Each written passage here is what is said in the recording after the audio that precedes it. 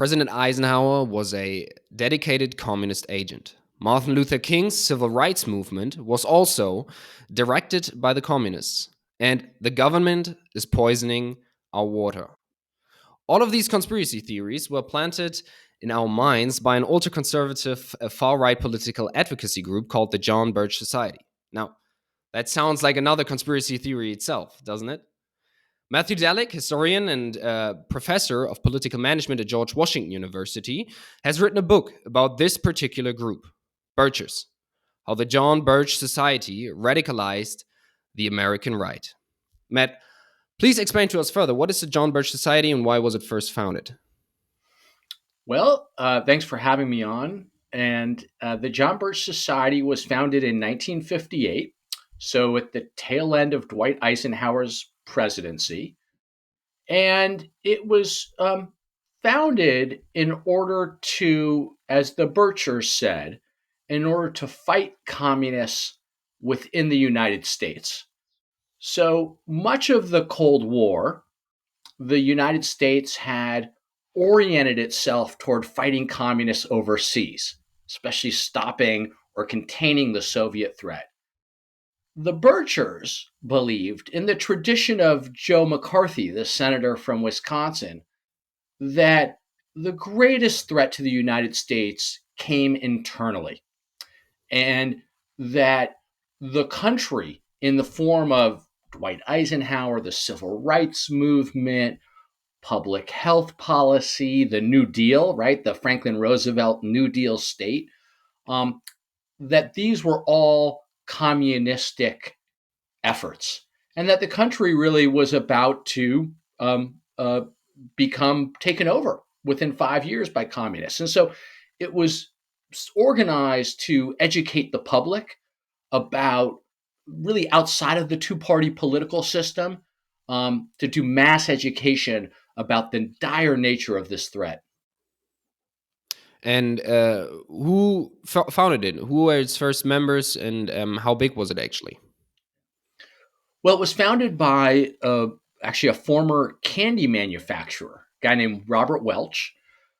And the founders, there were 11 or 12 of them, and they were all white, primarily Christian, all men, and they were mostly industrialists, business leaders. Many of them came out of a group in the United States called the National Association of Manufacturers, which was an advocacy group for the country's manufacturers. And they were a kind of hard right faction within that group.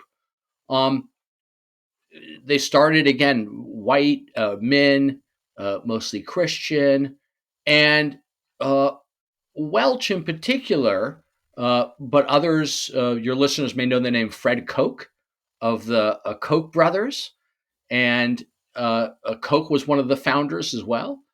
And they slowly, in 1959, 60, 1961, started to expand their operations and expand their membership. They basically had a model, kind of like modeled after communist cells, where they would have 20 people in a chapter.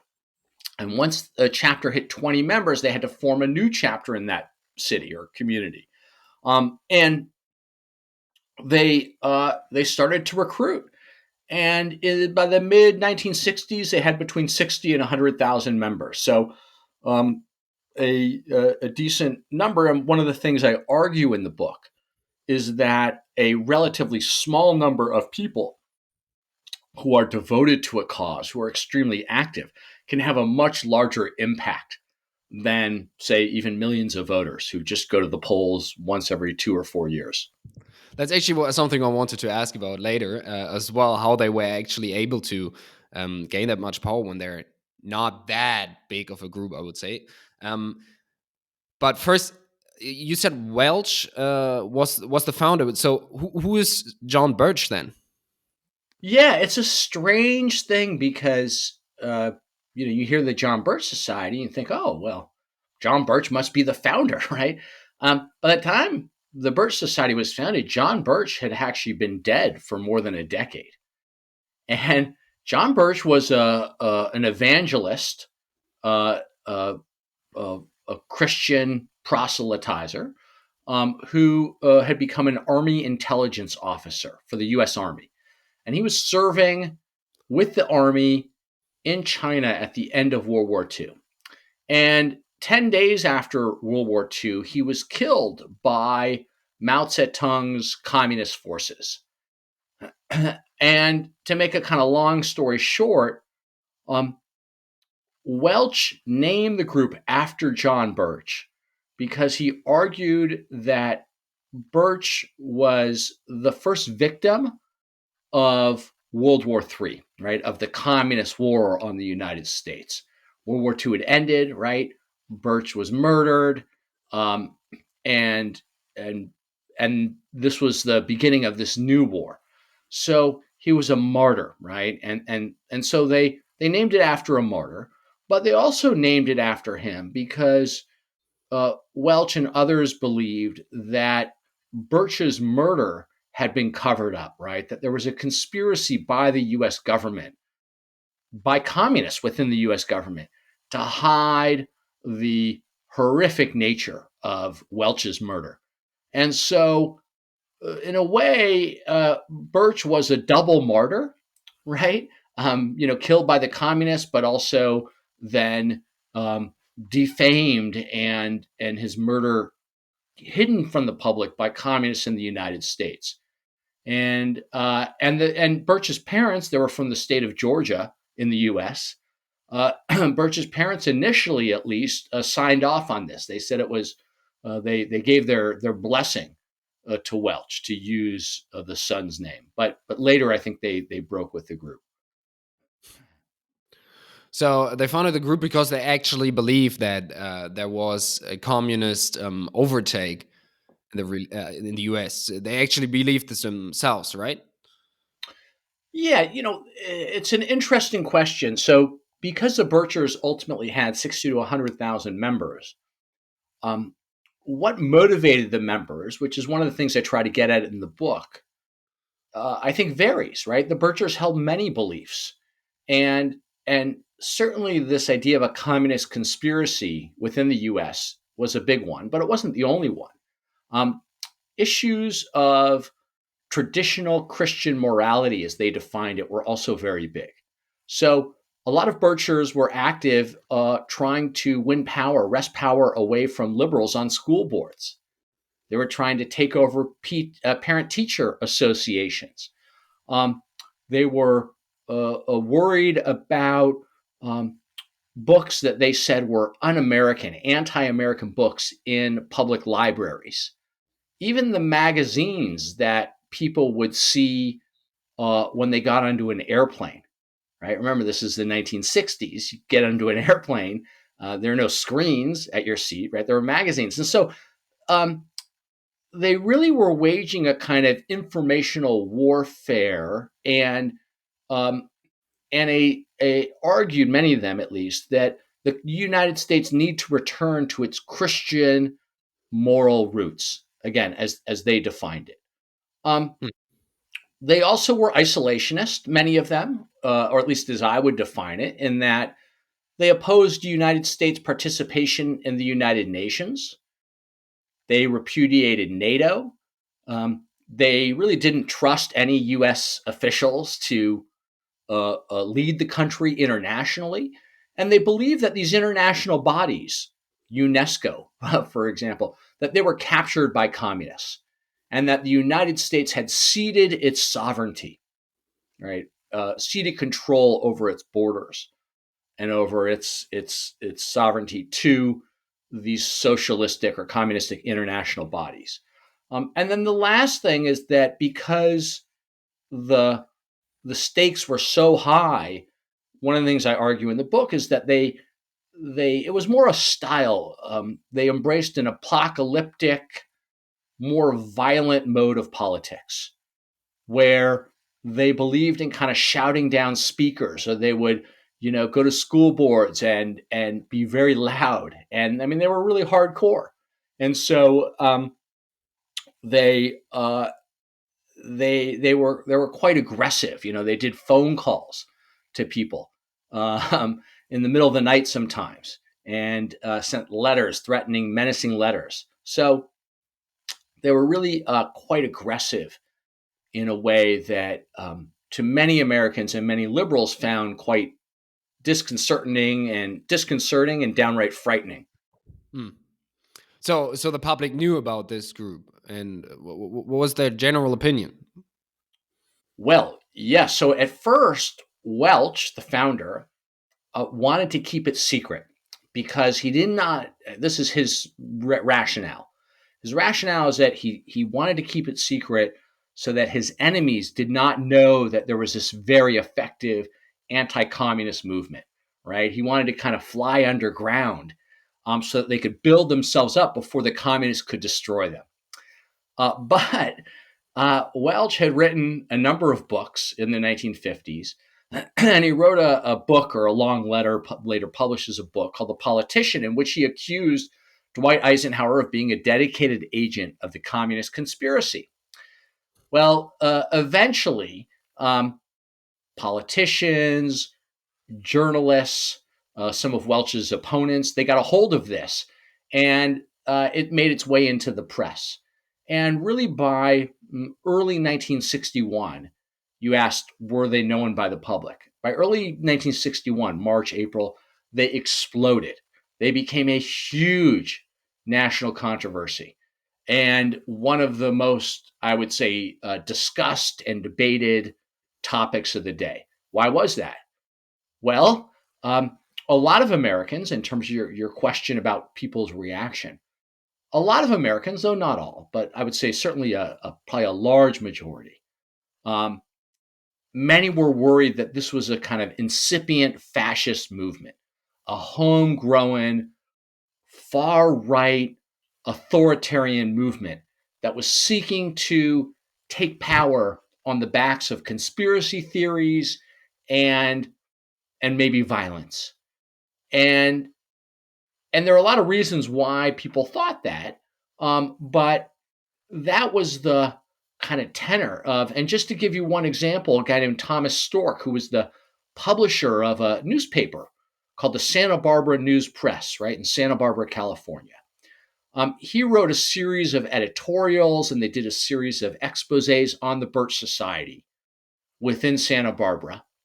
And it was very tough, very anti-Birch, and he won a Pulitzer Prize for that. Right, he was sort of recognized in a very, really with the most prestigious journalism award for opposing what he argued was this basically authoritarian right-wing movement. So uh, the movement scared a lot of people, but it did have also not just its members who supported it, tens of thousands, but it did have, I think, I argue at least, an underappreciated breadth of support among non-members. Right, there were some conservatives who didn't join, who liked what they were doing, who maybe thought that, hey, they were better than these left wingers in the media. At least they were real patriots, and so there was support for some of the things that they were doing, and it went beyond a very small fraction of Americans who joined it. And nowadays, the group has been mostly forgotten, or does the public still know about it? Well, it's a really interesting question. Partly it's a generational divide. So people who are, I would say, maybe 55 and older, almost definitely know about it. And They in still fact, remember. one of the interesting things that I've had is, since my book it came out in March, but I've had a surprising number of emails from people who I did not know, who have written to me about their experiences, their brushes with the Birch Society in the 1960s and 70s. So people's memories of their experiences with the Birchers have been imprinted on their brains. They have not forgotten this. So I've had people talk to me about, hey, I had a Birch member who was a teacher, my teacher in high school. I heard one story from someone who said, "Yeah, my teacher, who was a member of the Birch Society, told us not to drink the water because they thought it was tainted, right? It was poison, and so they were encouraging us not to drink. Maybe I don't know, only drink bottled water, something like that." So, you get a sense of someone, the band, the Doors, the rock band, the Doors. Someone wrote to me and said, I was young, I was going to a concert, a Doors concert, I think in the early 1970s in Ohio. And the Birchers protested the Doors, the band, because Jim Morrison, the lead singer, I think, had been brought up on obscenity charges. And I think the concert got canceled. So again, older Americans. Now, in terms of younger Americans, and just younger people in general, I would say there's less recognition, and if there is, maybe they learned about it right in a history class. Um, And remember, the Birch Society kind of penetrated the popular culture. So, any of your listeners who are fans of Bob Dylan did a song called Talkin' John Birch Paranoid Blues. Um, the Birchers were, it's just one example, but the Birchers were uh, a kind of cultural touchstone then. And because of that, they have lived on in that way. And so people do have some recognition, or a lot of people do. Interesting. I actually listened to that song yesterday in research. It's good, I right? found yeah, I mean, yeah, it is. Um, but it still has influence today, doesn't it? So even though the younger generation might not know much about it, it still has its influences, right? Yeah, well, so two things. One is that the group still exists. So it really faded in by the mid 1970s as an organization. It had really burned itself out for various reasons, but it never died. It still is a going concern, right? And it's based in Appleton, Wisconsin, the home of U.S. Senator Joseph McCarthy. But as an organization, really since the mid 1970s, it's become a shadow of its former self. But one of the things I argue in the book, and the last third of the book is devoted to this, is that just as the Birch Society organizationally faded, the its ideas had an afterlife, and its ideas lived on. The conspiracy theories, the apocalyptic mode of politics, the kind of anti-interventionist or isolationist ideas. It's more explicit white supremacy or white or racism, which I get into in the book about why I use that term, um, and uh, and also the culture wars, right? The idea of taking the country back culturally, right? Restoring traditional Christian moral values, that those ideas lived on. Now, the Birchers were not the only group, of course, who were promoting those, but in the 1960s, they were probably the most prominent, right? And the most influential. And so I try to trace the ways in which those ideas have an afterlife and really form or comprise an alternative political tradition on the American right, a far right alternative tradition that challenges more mainstream conservatism. I found it so interesting that these wealthy people. You said the founder himself was an entrepreneur, was a successful entrepreneur. That they actually were part of this group and believing in these conspiracy theories, where a lot of them also were leaned against the elites, but they were part of the elites, weren't they? Yeah. Yeah. Well, that's one of the paradoxes of the movement. And I talk about it in the book. Um, so they were, all the founders were, as far as I can tell, all rich. Certainly, most of them were quite wealthy. And as I describe them, colossi bestriding the world's most dynamic economy. And the irony, of course, is that the country that enabled them, the United States, to be so successful, to them, they argued, was on the brink of communist collapse. Um, but remember, part of the explanation is that they viewed the trajectory of the United States, of politics and policy and culture in the United States, really since the progressive era in the 1910s and 20s, as assaulting their values, right? Assaulting their ideas um, of capitalism, right? They believe they wanted to roll back the New Deal state, right? They wanted to roll back even some of them wanted to roll back income taxes, right? Progressive income taxes or abolish the income tax, and so they had a fairly radical view at the time of the trajectory of the country. So even though they were very successful, they believed that the country around them um, had been stolen, basically, or had been twisted into something unrecognizable. And Mm, so I think that that mindset helps explain why these incredibly successful, rather than like poor, oppressed people in jail, right? People who have, you would say, a more rational grievance, even if you disagree, right? A more rational grievance to say, this country is unjust, it's evil, it's being overrun by these evil folks.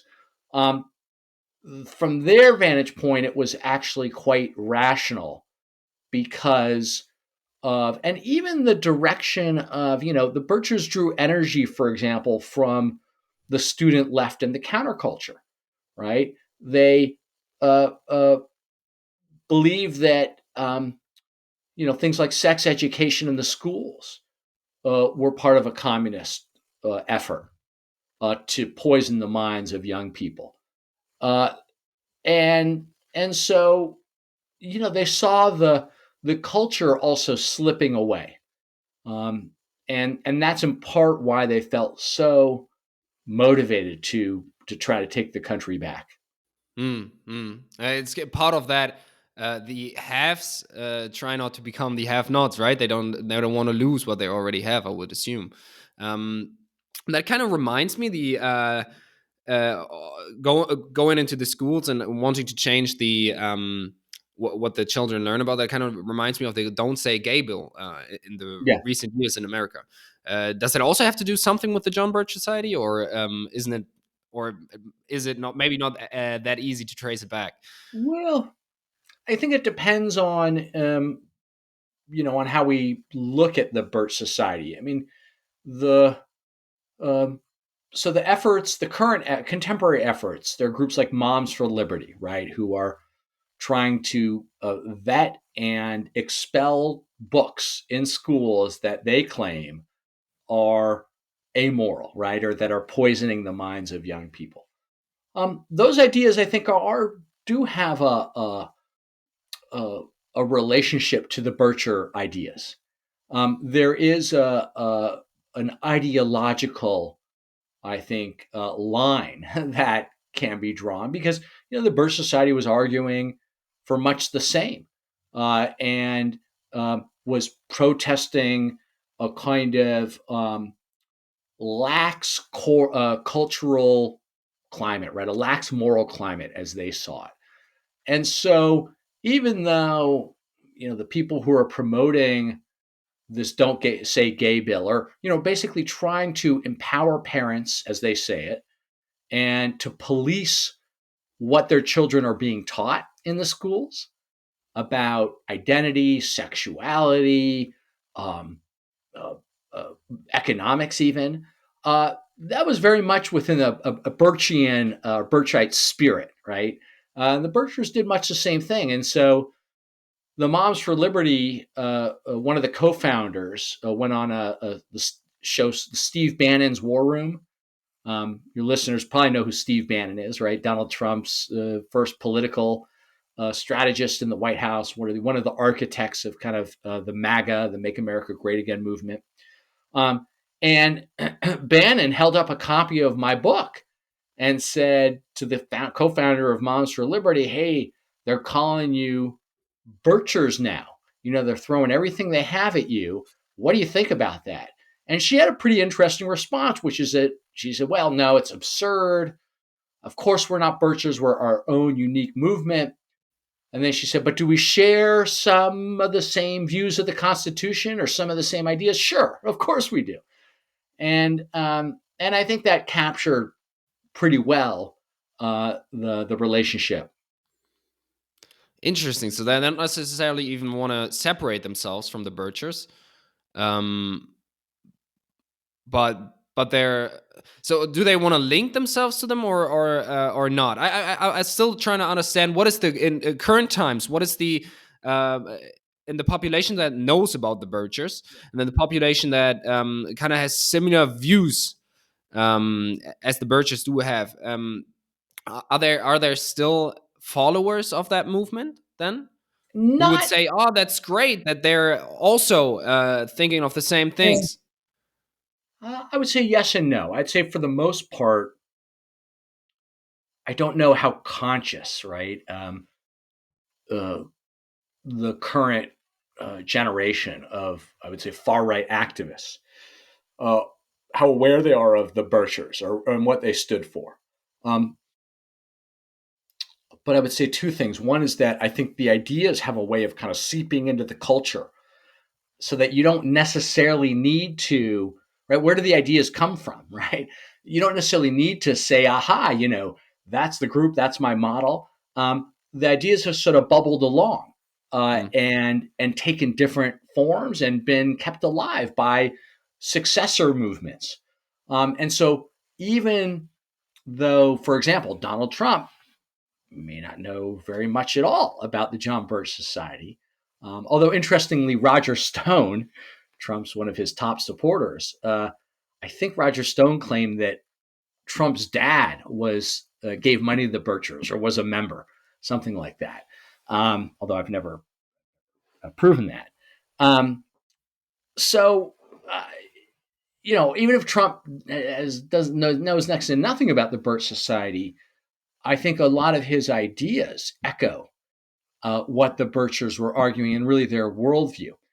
Having said that, too, there are some examples in which, this guy, Nick Fuentes, who is really one of the leading white supremacists or best known white supremacists in the United States, and really rabid anti Semite and racist and very kind of outspoken.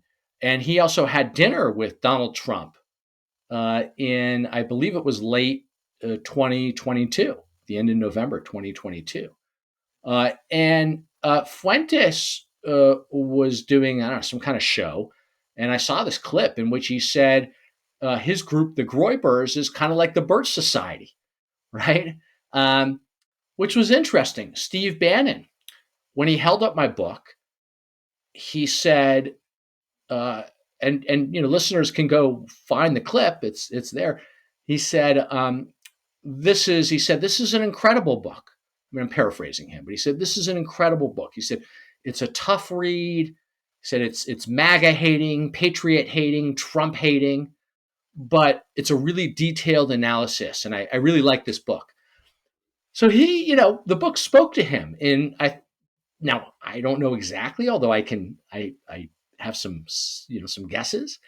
Um, so those are two prominent figures who Alex Jones very much. I think his dad was a Bircher, and of course Alex Jones, the conspiratorial Infowars host who was sued and lost for the defamation case, lost I think hundreds of millions of dollars judgment against him. Jones, I think his dad was a Bircher, and the book he said that opened his eyes really to the conspiracies was a book, I think it was called None Dare Call It Treason, which was kind of one of the Bibles for the Birchers. And Alex Jones says that this book was really influential to him. So, again, I don't want to at all sound conspiratorial, like there's some kind of, hey, it's a Birch Society and you see it everywhere. But I do think it's fair to point out the ideological links and then the more direct links when they exist. Um, and there are huge differences between then and now, of course, which we can also talk about, which are in some ways more important, perhaps. But I do think it's fair to kind of point out these, these connections. Of course, and I do think it's kind of interesting or funny that, I mean, I mentioned it in the intro. It does actually sound like kind of a conspiracy theory itself, but that doesn't mean that it's not true, right? Conspiracy theories are not necessarily wrong. To the current times, how is there a membership count?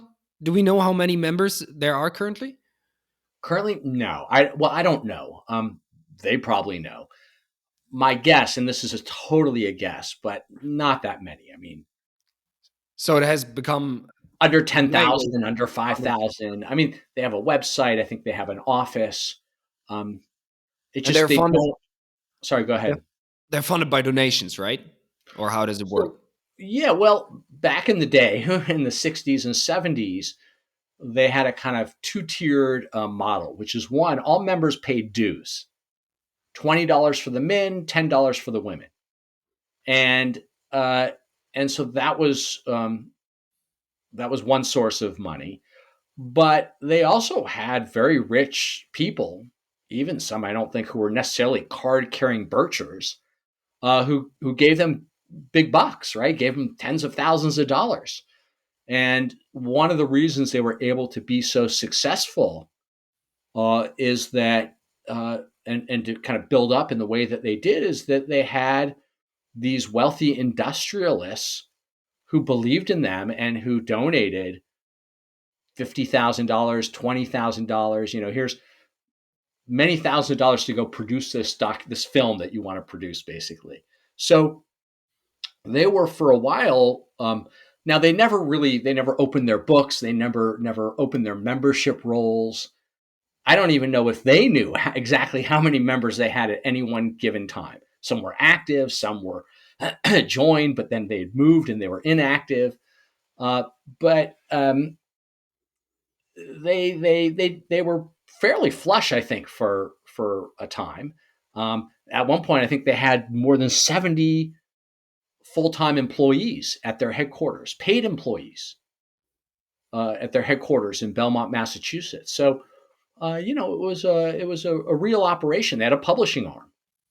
And then what did they do with these sources of power in a way? You So mean with with the all these money? employees, no, with all these employees, what were they actually doing? No, they had It, different yeah, they had different departments. So one, they had a membership office with sometimes had 22 people in it. Some of them were volunteers, I think, and some were paid. But the Birchers, because of their organizational model, they had to maintain connections to all their members, and members were encouraged to write to headquarters once a month at least and send headquarters messages.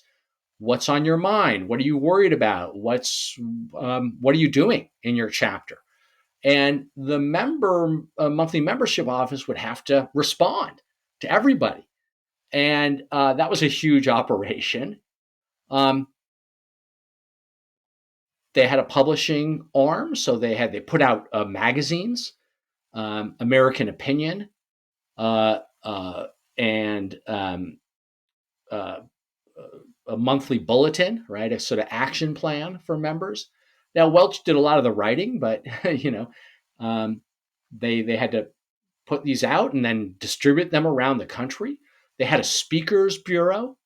They had a bookstore operation, right? The Birchers had bookstores all over the country. Uh, so this was I would describe it as um, a sophisticated operation in many respects. And Welch, who was very uncharismatic himself, was also very sophisticated about how he delivered his message, and they were quite effective, I think, at pushing their message out there. Yeah, and how did they do that? That's sort of what I'm asking. I mean, you said yourself 100,000 members. That's way more than there are today, but there's still not that many, and still they were able to influence um, many American minds. Yeah. Well, they did it a few ways. One is they had, so as I said, they had their own magazine. They And had there their were own a lot bullet. of people were reading it, or Yeah, people were reading it. I mean, its members went to its members. okay. They had its own bulletin, went to its members. They Their members were very prolific in terms of writing books. They had a lot of books that they promoted, right? Um, so None Dare Call It Treason is a good example of that, right? Where the Birch Society said, "This is a really important book. Here's a list of books that we would recommend to learn more, to educate yourself. You can go to your bookstore," which one historian likened to coffee houses on the American left, right? These sort of gathering places where people could trade ideas, discuss their plans, their movement. Um, so that was one way. They did radio shows. They did speeches all over the country, debates, with opponents. They spoke to countless audiences in all kinds of settings. Kiwanis clubs, a young Republican group in Massachusetts, the Harvard Medical School, or you know some kind of group within the Harvard Medical School. Uh, they uh, Various lecture halls, and they picketed, they protested. Robert Welch went on the NBC news program Meet the Press twice, once in 61 and another time in 1964. Uh, and then the news media, so-called earned media, right? Free media, right? The news media covered them, gave them incredible coverage, incredible amount of, I mean, I would estimate millions of dollars worth of free coverage. Now, a lot of it was not positive, but on the theory that all publicity is good publicity, um, they're getting out there. And then you've got the popular culture, right, where the Chad Mitchell trio and Bob Dylan are making songs about them, or they're you know Herb Block is doing cartoons about the Birchers, right, the famous cartoonist. So they really, like I said, they penetrated the popular culture in a way that they became a kind of household name for tens of millions of Americans.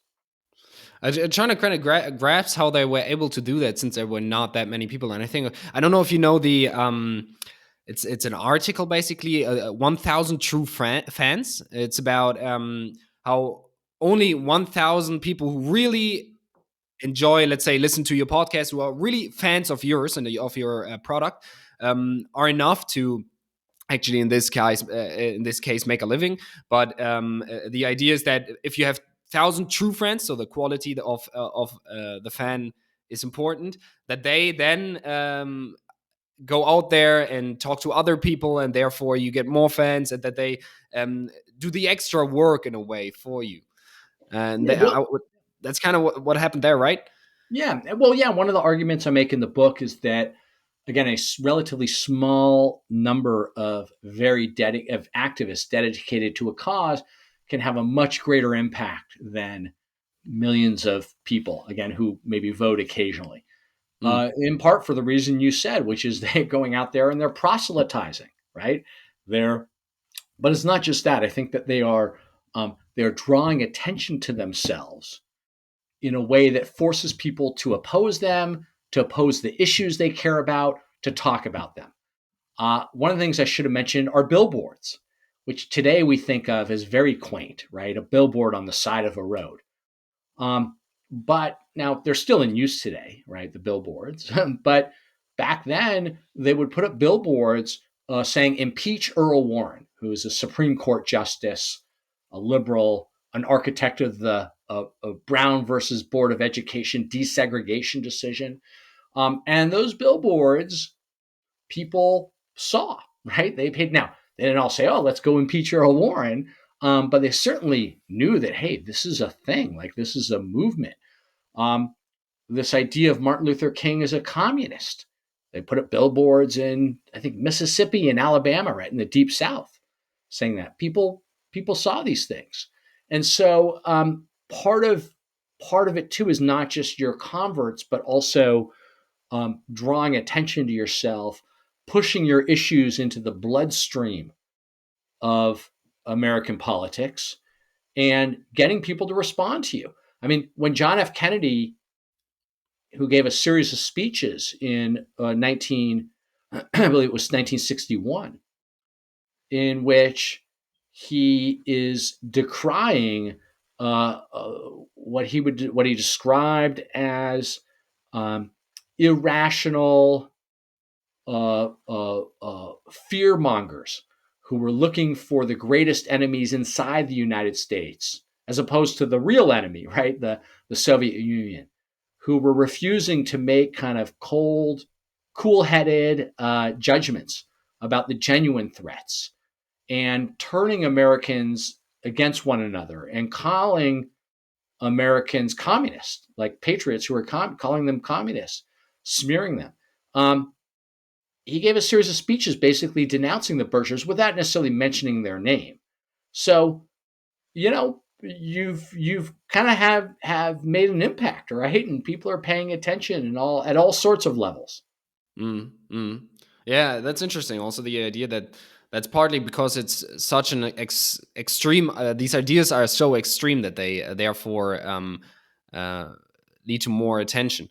Um, do you know if the I forgot it's his name now from the former Fox News CEO Oh, or Roger Ailes? Roger Ailes? Yeah, right. Uh, was he in some part involved in that? Because I actually watched a documentary just about him, Mhm. and he seemed to have these similar ideas, and maybe that's just um, a thing in America that there is a group of people who believe in who believe in yeah, the corrupt elites. Um, but maybe that's also because of the John Birch Society. I was thinking. Yeah. I don't think Ailes had any connection to the Birch Society, Okay. as far as I know. Um, I think someone like Glenn Beck, who was one of the hosts, like one of the big hosts for Fox News for a long time, he was, I think, a fan of the Birchers and a fan of some Birch literature. Um, but I think you make a good point, which is, the Birchers pushed this anti-establishment, anti-elite message, but it is also larger than the Birchers, of course. I mean, it's really an American phenomenon, and the left has its own kind of anti-establishment tradition in the United States. This idea that these elites are corrupt and they're depriving you of your wealth and fattening themselves, and there is that kind of, I mean, I hate to use the word populist because it's so overused, but there is this kind of sense of distant elites, right, in a capital far away, and they are conspiring to fatten their own wallets and gain fame and steal from you, right, and deprive you of, and that is a potent, I think, message. Mm. But it's a message, I think, that goes beyond just the far right or just the kind of Birchers or the Trumpers. Mm. And this story gets told because it's a good story to tell, or because many people believe it, or do you think the people who tell this story actually do believe it in themselves? Well, I think that's a great question. I think it's complicated. One is that there is some. It's not as if the story is totally fictitious, right? There are examples of corruption. There are at times government abuses of power and even government conspiracies, right? Not the ones that many people allege, right? There was no government conspiracy to murder John Kennedy, for example. Uh, but there were government, I don't know if you call it conspiracy, but cover ups, for example, or about uh, um, the Gulf of Tonkin, right, which was an important moment that got the United States into the war in Vietnam and what happened there. Um, and so I think that there is at least enough examples of misbehavior that people can say, aha, that's some evidence. That's proof, right? So I think that's one dynamic. Two is that in the United States in particular, although I'm sure it exists in many other cultures, but the US is particularly suspicious, many Americans particularly suspicious of concentrated power, concentrated corporate power, concentrated media power, and certainly concentrated political power. The country was, of course, founded in a revolution against a king, right, against a monarchy. And so there is this kind of conception, this idea, this notion that um, very strong individualism, right? Individual rights. Now, that means different things to different people, of course. But one of the things it means to a lot of Americans is that the government cannot tell me what to do, right? Live free or die, right? You see that slogan or the bumper sticker. Um, and that is very much a kind of anti-government, anti-big government, I think, slogan. And so in its more kind of radical forms, right, that story, I think, it resonates, right? It appeals to people. There's this sort of myth of, you're making it on your own, right? You pull yourself up by your bootstraps in the US. The government is just a taker. It doesn't help anybody, right? It just takes your money. Um, and I think that kind of appeals to people as well, right? That they're self-made, right? When they do well, and that the government is really their foe, their enemy, which is in part why I think so many extremely wealthy people in the country, not all, but a lot, view the government not as something that enables, right, their success, but as something to be fought, right, like an enemy in a sense.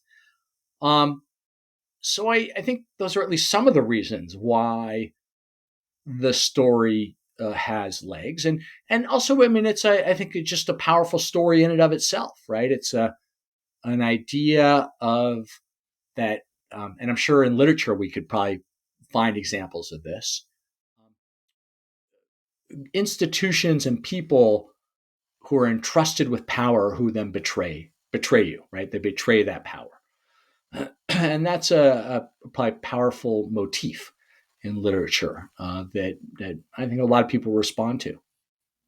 In Germany, the one of the main reasons why Trump got elected in Germany, you can read in the media that one of the main reasons is that he actually told this narrative, that he actually said, yeah, everybody uh, in the government is corrupt, everybody is not to be trusted. Now I'm here, you can trust me, and that's basically the same story, right? Yeah, I think that's right. Trump was very effective. Just go to look at his closing campaign ad in 2016. Right? If you haven't seen it, listeners can go look at it. And he says basically there's this corrupt global elite and American elite, including, he says Hillary, the Clintons. Um, he actually puts up a number of Jewish faces on there. The CEO of Goldman Sachs, the then chair of the Federal Reserve, now the Treasury Secretary, Janet Yellen. Um, and George Soros, of course, is another bogeyman. But yes, that is, I think, the story that they have deprived people of their wealth. And I should also say that the story works. It has more resonance now, maybe, than at other times in the United States and probably in other countries as well. In part because of, I think, like long-standing structural developments, economic and social development. So, one is, the country, the United States, has only been a multiracial democracy for 60 years, let's say, right? 60 plus years since the mid 1960s. Um, it has become a much more heterogeneous country, racially, ethnically, right, much more diverse, which I think has, mm, for some, particularly white Americans, have reacted to that. Uh, the economic inequality as that has expanded since the 1970s, right? And the United States had that period of time after World War II where it was the dominant, really the only country that emerged from World War II economically, booming basically, right? I mean, they had problems, but really expanding in incredible sorts of ways, and untouched really by bombing, other than Pearl Harbor. Um, and uh, and as the economic inequality started to grow, and in industry, right, and U.S. dominance, I think, started to wane in the 1970s. I think that has also contributed to this story as well. Um, as the world has increasingly become more of a global, and then of course social media, right? People talk about social media, that can be a contributing factor as well. Um, where it's easier to kind of have your own world, your own reality, and live in that, and say, okay, someone's telling me the story, and this is what it's amplified, and I'm hearing. So I think that there are a lot of big, really sweeping developments that suggest that that story will continue to resonate, whether Trump is around or not in 5, 10 years. I find it so interesting. Actually, I just thought of. Do you know Andrew Tate? I know the name. Yeah, I know a little bit. Yeah. Yeah, he's basically an influencer from Romania, and he basically also Wasn't he told. jailed? Wasn't he arrested? He was, now he's free again, I think. But he basically also told the same story, just in a slightly different way, and obviously not just for Americans. But he talked about this, escaping the matrix, and the matrix is basically the institutions, the government, and also resonated with a lot of people. I mean, it worked in a way. Um, and But I mean, I said it before, but again, I find it so interesting and so weird that these people who are actually themselves are elitists in a way, Roger Ailes, Trump, uh, that they also are part of this narrative. I'm so Yeah. confused by that. Well, yeah, I think, again, at least in the book, I tried to, and I tried to, kind of address that question, like in a genuine way, right? In a way that tries to understand, why would a set of elites believe that, the elites are destroying them and out to kill, right, get them and destroy their country, because they themselves are, by one definition, the elite of the elite, right? The cream of the crop. And I think it's a real puzzle, but you know, having economic power does not, or being rich, right? It does not make one immune from the mindset that people are maybe out to take you down, or that the government is corrupt or evil. Now, there's a question of, well, how much do they believe in this? I mean, I think there are some people who probably are more manipulative and strategic, where they say, aha, this really sells, right? They're entrepreneurs, right? This term conspiracy entrepreneurs, right? That they are, they're very good at selling a product. They know how to sell it. They know how to market it. They know where their audience is. And in that sense, they're really strategic, right? And they're not, so maybe they're invested in it, but it's maybe it's like it doesn't really matter what they believe. And then there are, I think, others who probably really feel it in their bones, right? They feel like this is the true, this is actually the truth, right? Um, and and then some, maybe good at both, like Trump, right? Trump, as wealthy as his father was, and I'm no like Trumpologist or Trump expert, but his father's very wealthy. But Trump, my impression of him is that he always had this sense of really being like the guy from Queens, right? The outsider, right? He was not part of this, whatever, this matrix of, power brokers in Manhattan. and that he was part of this scrappy, again, maybe self-made, right? This a total myth, but that's a sort of mindset that he brings, and that to him it feels genuine because there are all these liberal elites. They look down at him as being coarse, being he's crass, he's crude, and they sneer at him, right? And and so in a way, it's less about the money than it is about this mindset that says, these are my enemies, right? And I am fighting, the good fight. And I think that's one reason maybe why he resonates with so many people, um, non-college educated whites who, really form part of his base. Now, in the upcoming election, do you see some of the candidates actually also use that narrative? So, in a way, trying to get from trying to gain some Trump followers. Um, you mean Trump himself? I mean, Trump definitely still uses that narrative, but other than him, probably Republican candidates, I would assume. But yeah, what about them? Do they also are there others who also strive for this narrative?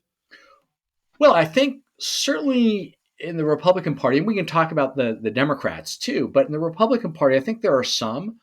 Um, Ron DeSantis, the governor of Florida, who's been running for president, he really in part made his name by attacking what he calls woke elites, right? These, left, what he says are these left wing, he calls it the woke mind virus, right?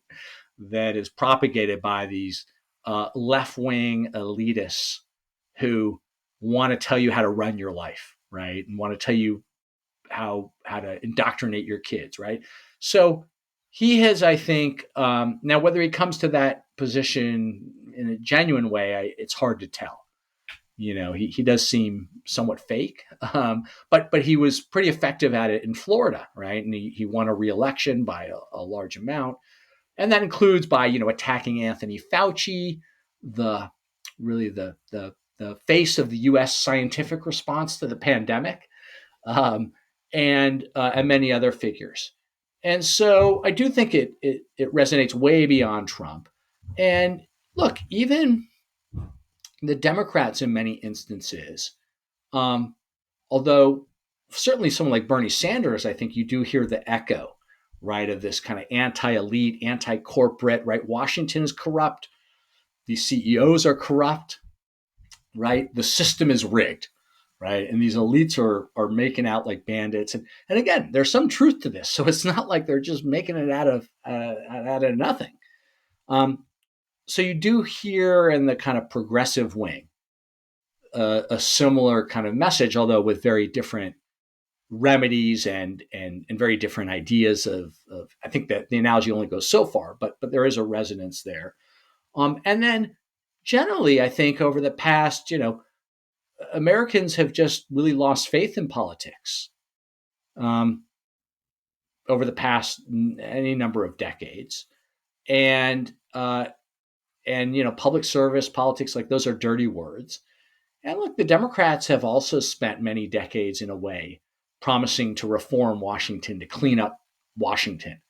They've run against Washington. It's always been easier in the modern era since the 1960s, I think, or maybe the 70s, to run for president if you were not like a long-standing creature of Washington D.C. If you're a governor, right, um, or maybe a state senator who became a junior senator, right, like Barack Obama, who ran on hope and change. And so I think that people generally are skeptical of Washington, and if you've been in Congress, for example, for 4 decades, it's hard to do. And in a way, Biden uh, he pulled off something in 2020 that would have been hard to do were it not for Trump and the pandemic, probably. Now, you wrote another book as well, and I wanted to get into that real quick. That is Inside Campaigns: Elections Through the Eyes of Political Professionals, and I found that quite interesting. I think you were a speechwriter before you became a professor, right? Yeah. For about 3 years, I was a speechwriter. So I got a PhD in American history, and I went and worked in politics for about 3, 4, or 5 years. Um, and for 2.5 years, that I was basically um, uh, helping on speeches for and communications for Richard Gephardt, who is the House Democratic leader. So the leader of the Democratic Party in the House of Representatives, and was a longtime really leader of the Democratic Party and in Congress. And so I worked in his leader's office. I did that for 2.5 years. And I would assume one of the things that you learned, or with the speeches then as well, for example, or with the entire election, that it is important to tell a story, not necessarily the stories we were talking about earlier, but what else is there? What else could maybe a political student who wants to become a campaign manager, for example, learn from your book? What is important? Well, that's an interesting question. Well, I guess a few things. I mean, one is certainly the way to think about a campaign holistically, right? The sort of organizing a team, right? Building a team that is, effective, where the parts kind of flow together, having a relationship with the candidate, right? Kind of managing the candidate in a way that making sure that it's a fit, right? That you have the right candidate. Um, in a way, campaigns are they're not science, but the ones who I think tend to do well are kind of artisans, right? They really know their trade. They have a lot of experience, right? It's not, I mean, I think there's an impression that, oh, you just go and work on a campaign, you're 21, and you just kind of like wing it, right? And it's all chaos. But the ones who I think do it really well, and it's extremely hard work, but the ones who do it really well, I think have a kind of knowledge and an experience and a knowledge of data, how to use campaign data, how to deploy it, a knowledge of the district or the state that they're running in, a feel for messaging, right? And kind of what you're going to say about yourself. What do you say about your opponents, right? That they have I mean, it depends on your role in the campaign, but if you're the manager, right, you have a pretty good feel for all these different constituent parts that go into the different groups that you need to kind of reach out to, how to deal with the media, advertising, right? There are all these different kind of elements. And so I think an effective campaign manager needs to be able to balance all those things and to know something about each of them because they're ultimately making a lot of big decisions and budget decisions about where the money gets spent. Hmm. I was always wondering and maybe you can state your opinion on that. It should a candidate actually sell, let's say, what his own beliefs, what he actually believes in, what he thinks is right, or should he adapt to what the public wants, so give the public what they want? Hmm. It's interesting. I teach a class at George Washington at the Graduate School of Political Management on political leadership. And this is an issue that actually comes up with me and with my students, right? We discuss, what does it mean to actually lead politically? Is it to kind of give people what they want, or is it to stand on your own principles and defend them and fight for them? Now, I think it, of course, depends on the issue, but it probably has to be some combination of both.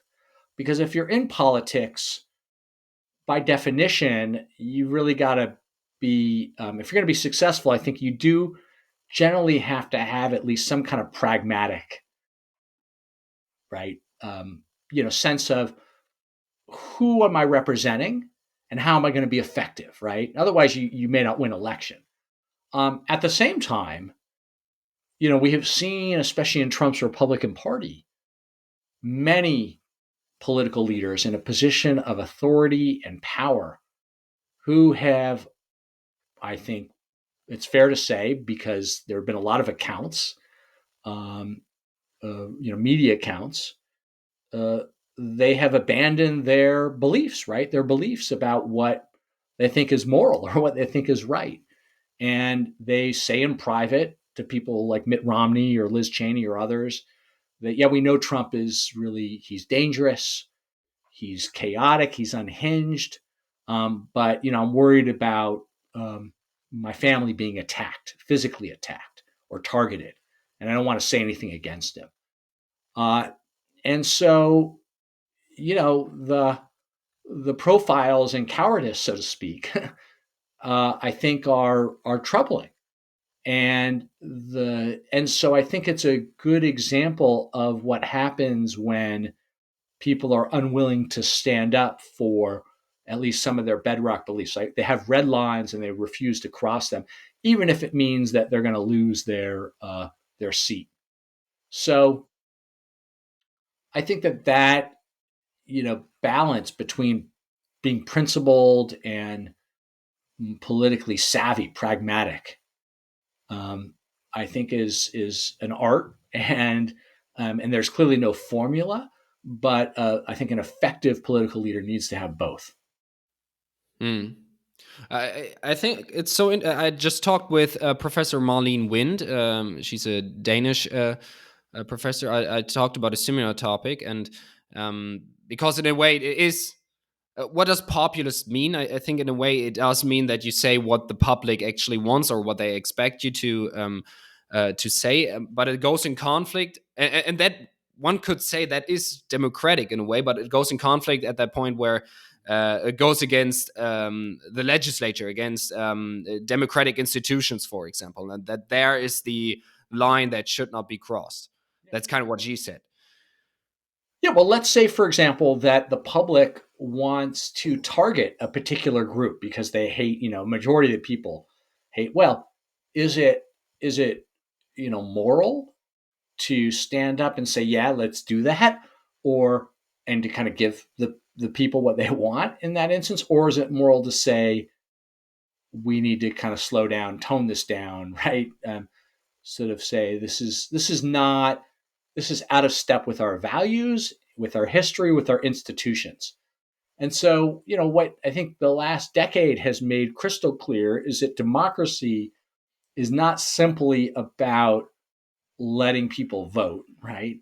It's also about, systems and norms and institutions that can put checks on, because what about rights of minorities, right? What's to trample on those? If the majority wants to trample on those rights, who's there to defend them? The courts, right? Maybe Congress, maybe the media, right? Is there to, so you need kind of institutions, you need norms, and you do need elected officials who are willing to do that. And I would say the populism, at least in part, is a sense that there are these, as we were talking about earlier, these elites who are conspiring in faraway places to deprive people of their power and their wealth. And that at least the original populace in the United States in the 1890s or 1880s, and this sort of farmers' alliances, I think, out of which they grew, um, had this sense that there were these kind of Wall Street bankers, right, um, who were causing immense economic hardship in order to enrich themselves, and um, and so, but I do think that without these kind of institutional and cultural checks in place and norms, it becomes very hard for democracies to function and to remain democracies, if that makes sense, or healthy democracies. Before we go over to our second segment, which are some quick rapid fire questions, I would like to ask you: is there anything I should have asked you that I didn't, or anything else that you want to add? No, I think we covered a lot of good ground. I think so too. Okay, then the rapid fire questions. Are you ready? Are you prepared? Let's do it. No, some of these are not necessarily linked to the John Birch Society or your research in general. Some of these are just personal. Um, if you Let's start with a personal one. If you had a big billboard, let's say on Times Square, everybody would see it. What would you put on it? Whoa, that's a good one.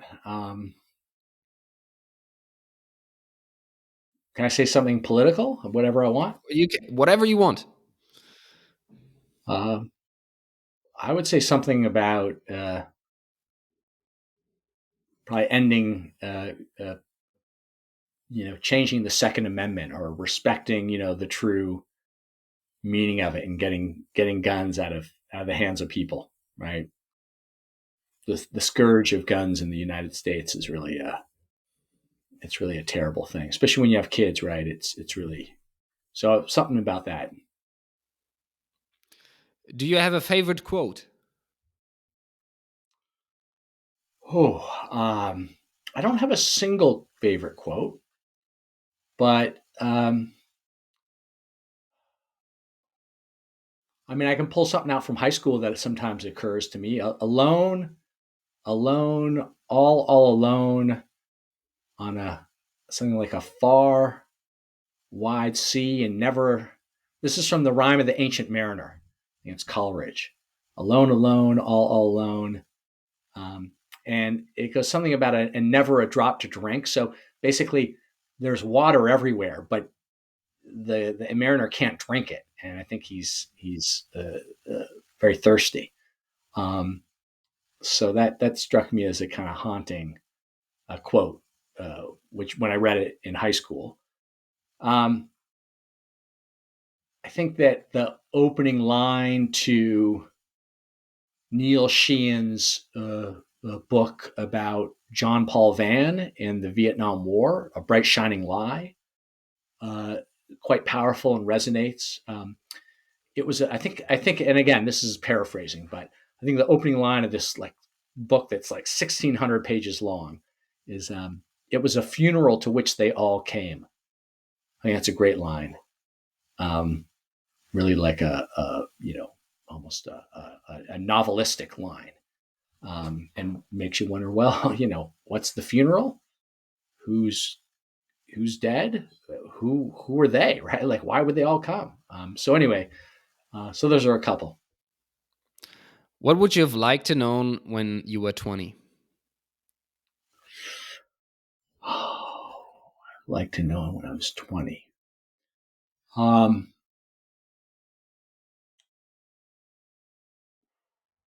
about anything in the Yep, world. you could choose one thing that you would have known then. Uh, well, I think I would have liked to appreciate how hard it is to write a book, and maybe to be a little bit more, um, a little less hard on myself, right? Like a little more forgiving in that process. A controversial opinion, I believe what almost nobody else does. Well, I think my position on guns is pretty controversial. Uh, a controversial opinion which almost no one else believes. Yes. Uh, well, I guess I would say, abolishing guns in the U.S. Okay. What's your newest, biggest insight? My newest, biggest insight Yes. into anything. Into anything that the latest thing that really blew your mind, basically. Okay. I don't know how much of an insight it is, but it's just something I was working on recently. So, uh, in between 1865 in 1901, a US president was murdered every 12 years. So one killing every 12 years. And yet, for all that time, really, the presidents didn't have very much in the way of protection. That's right. There was not really a formal structure for protecting the president. So um, that I think is a kind of interesting one to ponder. Wow. Yeah, that's good. Wow. How would you spend $10 billion to make the world a better place? 10 billion. Um, well, I might pick like the two or three worst conflict zones, including maybe the Israel-Palestinian ongoing crisis, and maybe Sudan. I don't know, um, and put the money toward, I don't know, somehow incentivizing peace, security, and economic growth and stability. So wouldn't have the details, but I'd have to find people who could kind of help with that. Who do you think will be the Republican and the Democratic candidate, and who do you think will win the 2024 elections? Well, I think the most well, I think Biden will be the Democratic candidate nominee. Um, I think it's too late to pull out at this point, probably, or it'd be very hard to do. Um, and I think the only person who could defeat Trump at this point is Nikki Haley, the former UN ambassador. But it looks like Trump is going to be very hard to beat at this point, and it's very hard to envision another Trump term. I mean, I think it would be um, a terrible. It would be the end of democracy is sort of an overwrought statement, but it would be a real major blow to American democracy, and I think that it would a Trump victory would have all kinds of ramifications around the world that would be very painful, and uh, so I'm going to say Joe Biden's going to win. Well, Matt, thank you very much for taking the time. If you want to know more about his insights and ideas on the John Birch Society, check out his book, Birchers: How the John Birch Society Radicalized the American Right. It will be linked down in the description as well. Yeah, thank you again for your time. Thanks so much for having me. It's great talking.